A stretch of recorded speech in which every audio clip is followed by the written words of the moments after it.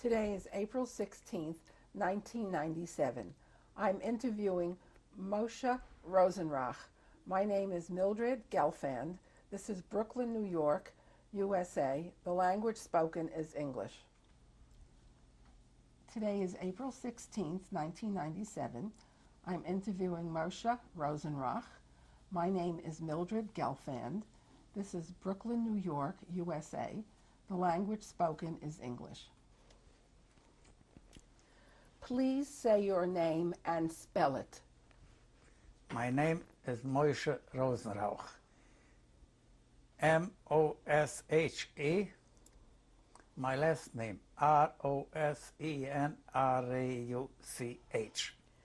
Is this the name you were given at birth?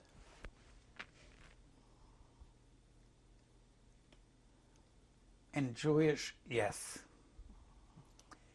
In Jewish, I had even another name. My name was Moshe Leiser. Can you spell Leiser?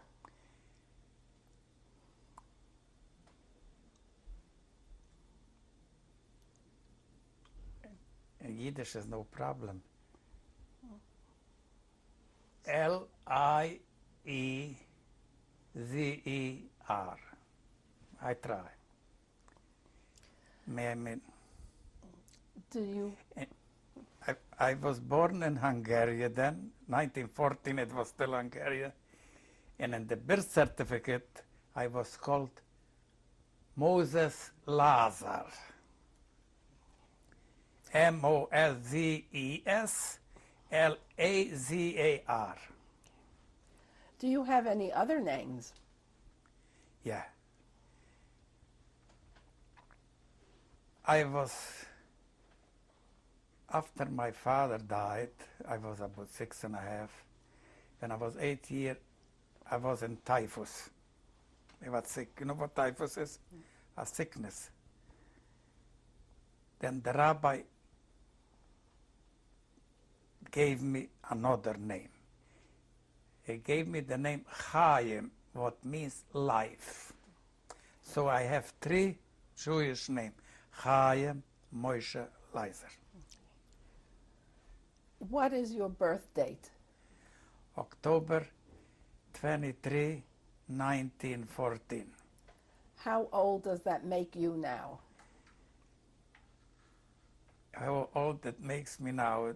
I will be in October 83, if I'm not mistaken. Where were you born? When I was born, it was called Teice. It was Hungary. And the Czechs took over, it was Tjašovo. I was born by the Hungarian. 18, the Czechs took over.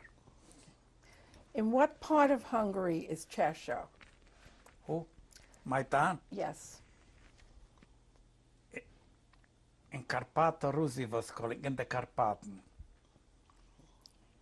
The other side, if you take Budapest, the capital from Hungary, and the other side you go in direction from Vienna, and the other side down, you go down to us, all the way down.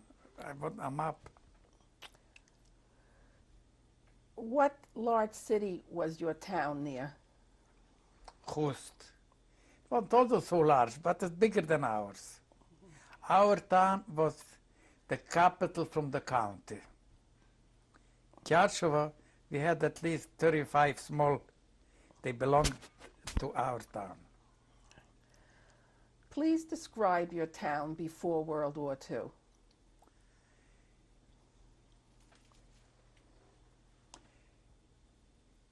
It was, the most living in our town was Hungarians.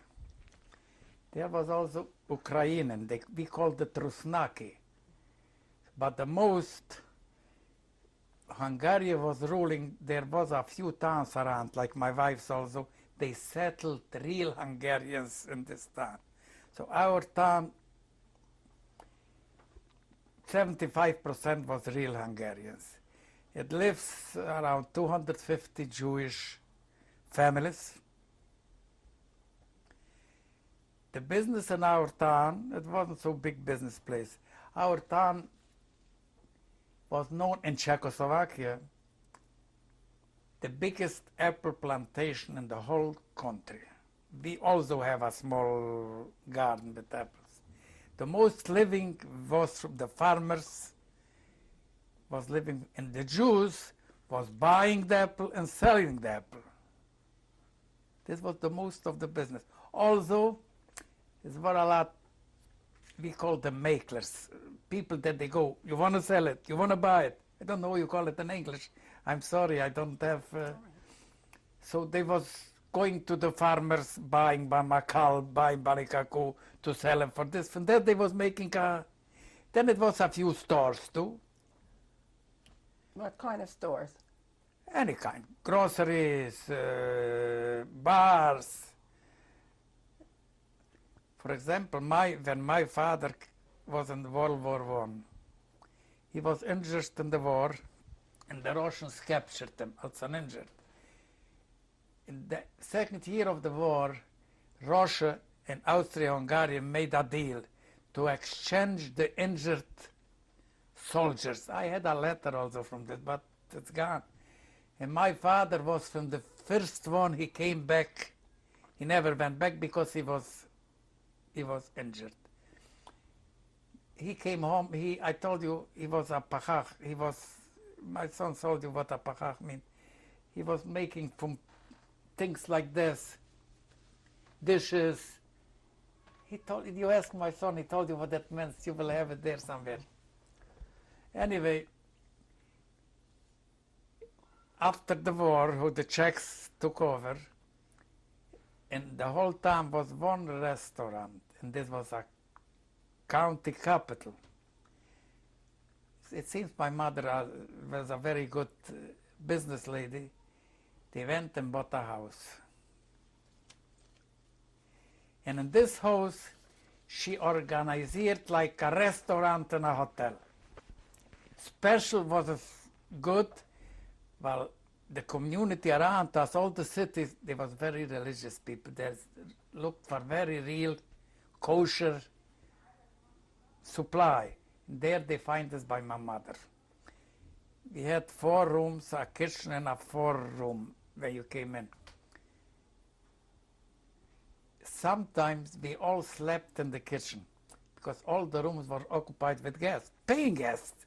My mother made a nice lunch and breakfast and supper. She made quite a nice living for it. But my father died in 21.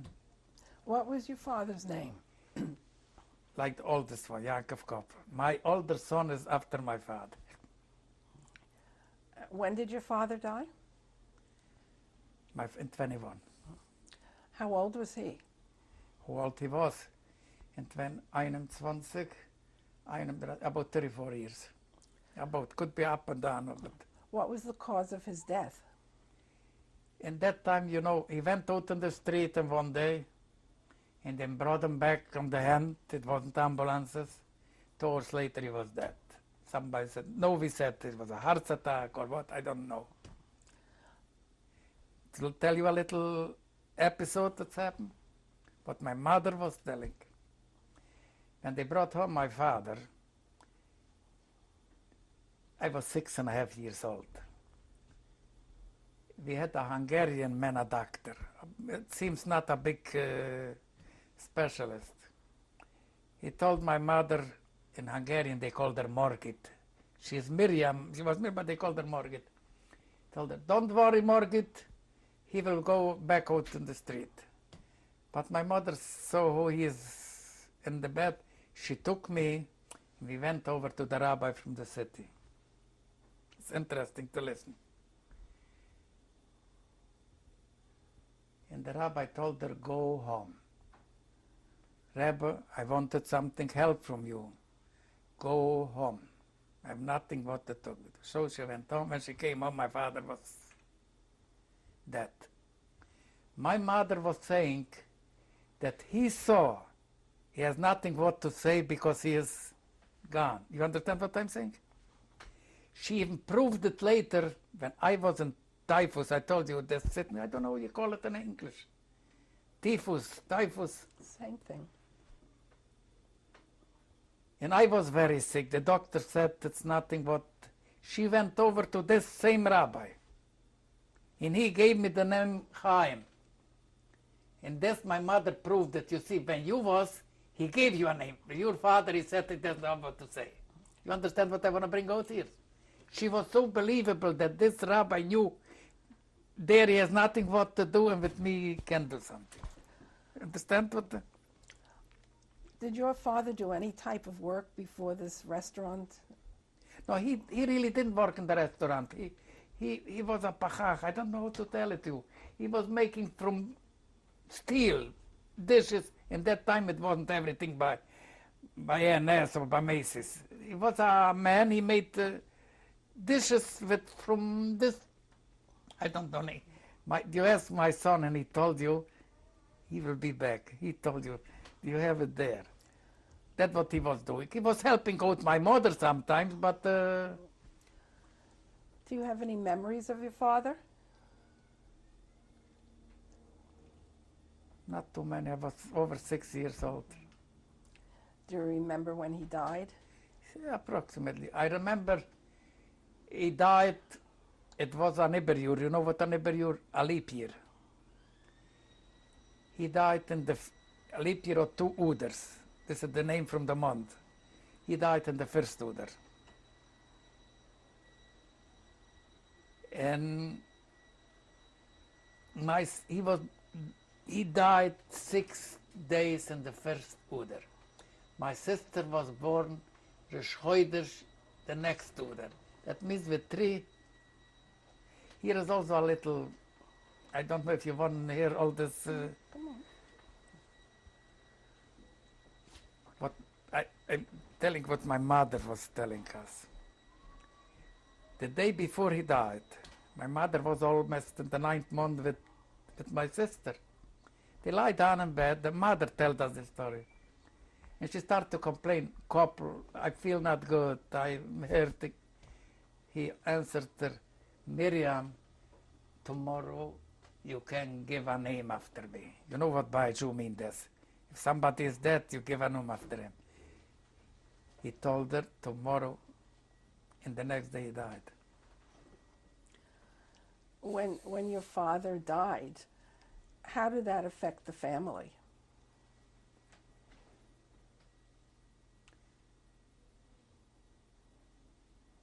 Cannot give you a lot. It wasn't a good, I'm sure not a good thing. I was a little kid. 3 weeks later, my sister was born. The rabbi gave, regularly they give a boy after a man and a girl after a woman.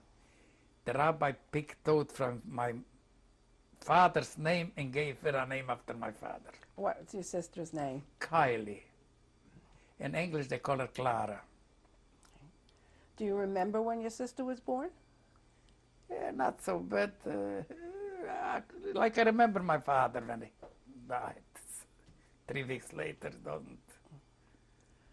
What was your mother's name?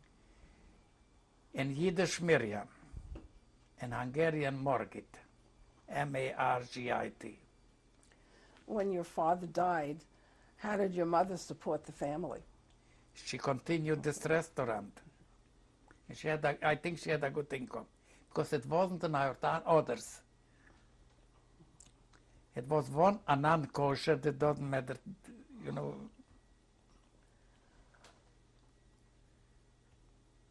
Did your mother ever remarry?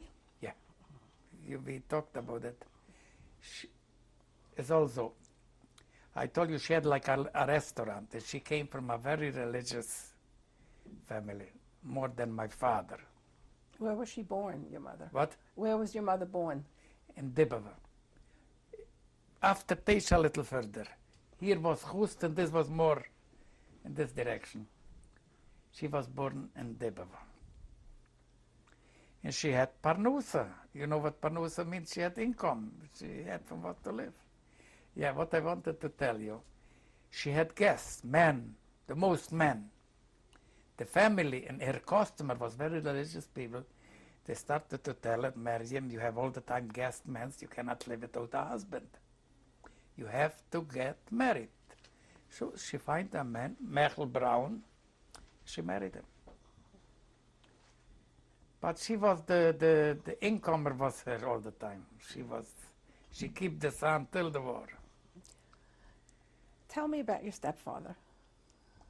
He was a very religious man. Ook a yeshiva bocher, how they said it before. His father, if I remember well, was a shoychet. You know what a shoychet is? Why don't you explain that on the tape?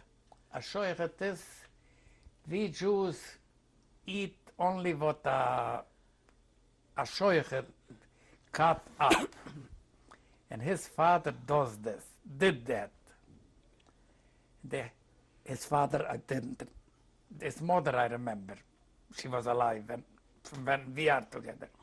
But her father wasn't alive. So when they told her, the friends, she cannot sit home without a man, so she married and everything was kosher.